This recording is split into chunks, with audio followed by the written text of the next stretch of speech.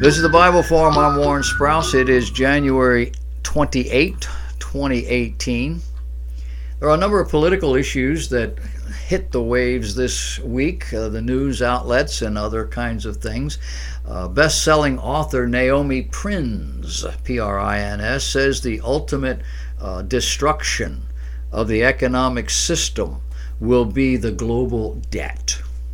Prins, who wrote the upcoming book entitled Collusion: How Central Bankers Rigged the World, says that one tiny interest rate hike could destroy everything. She says the debt is historically high and that this will create untold problems whether governments want to admit it or not. Politicians cannot keep spending imaginary money that they do not have, and neither can regular everyday Americans. I agree with that wholeheartedly, but I am not certain that the ultimate destruction of the economic system will be global debt. Transportation Secretary Elaine Chao, who is the wife of Senate Leader Mitch McConnell, had a bold message this week for the world. She was over in Davos, Switzerland with the president and others.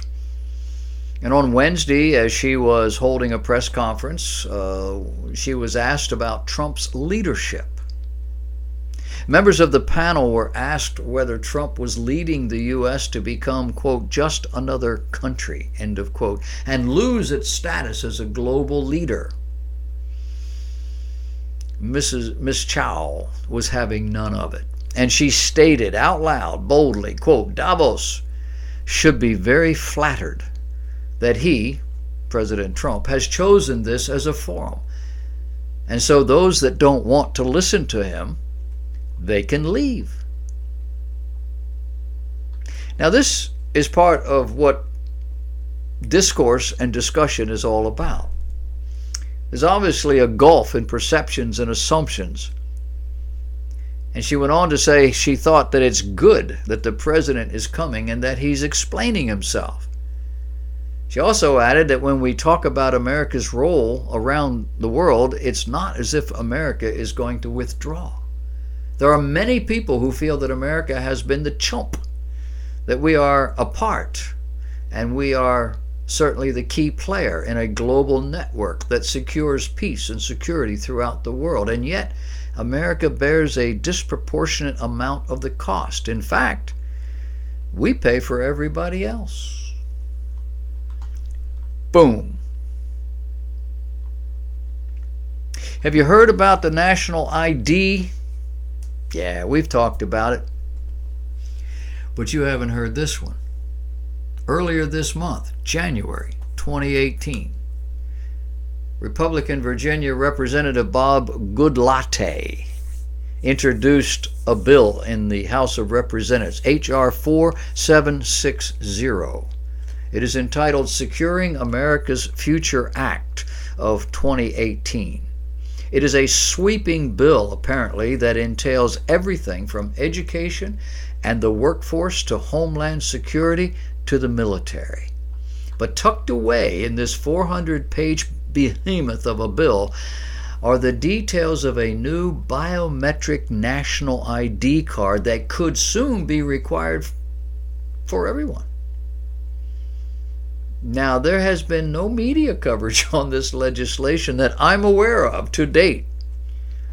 H.R. 4760 establishes a mandatory national identification system that requires all Americans to carry a government-approved ID containing biometric features.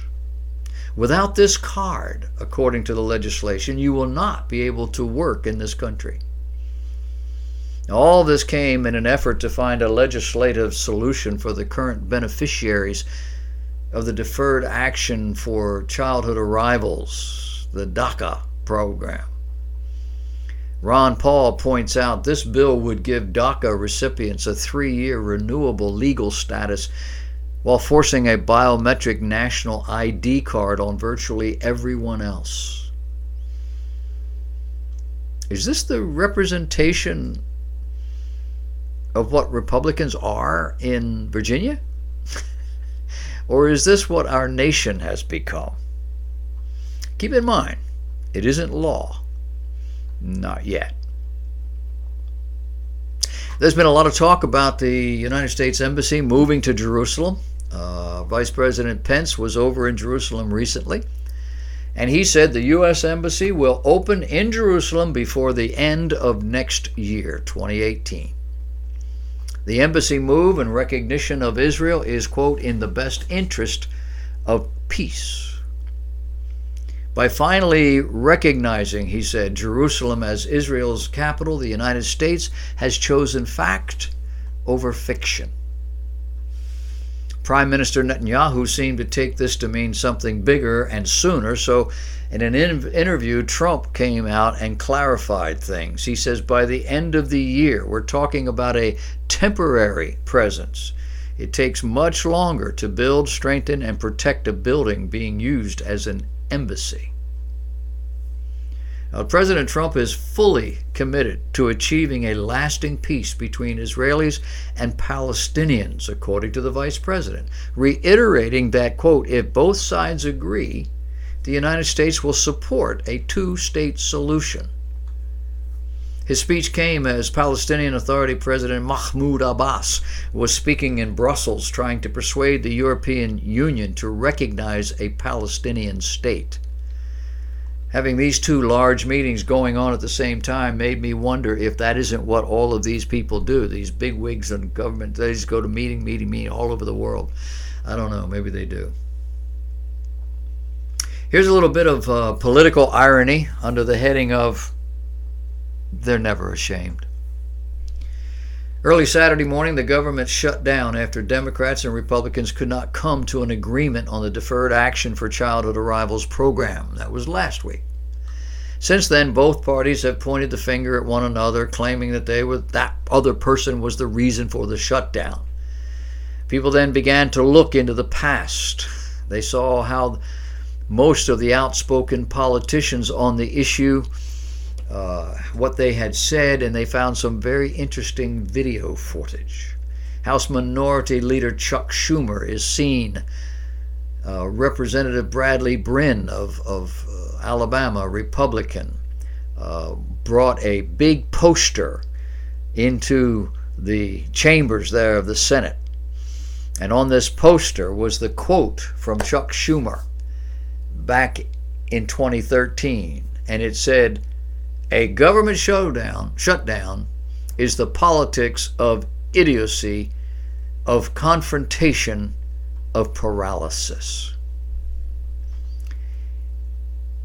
You just wonder why, with the media and everything you say and do is recorded in all sorts of ways, that people would make stupid statements that then come back around and bite them.